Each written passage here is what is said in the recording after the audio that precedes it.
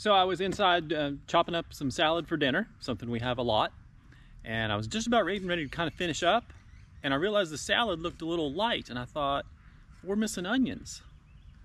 We didn't have any in the refrigerator. But, lucky for us, I've got some right here in the garden.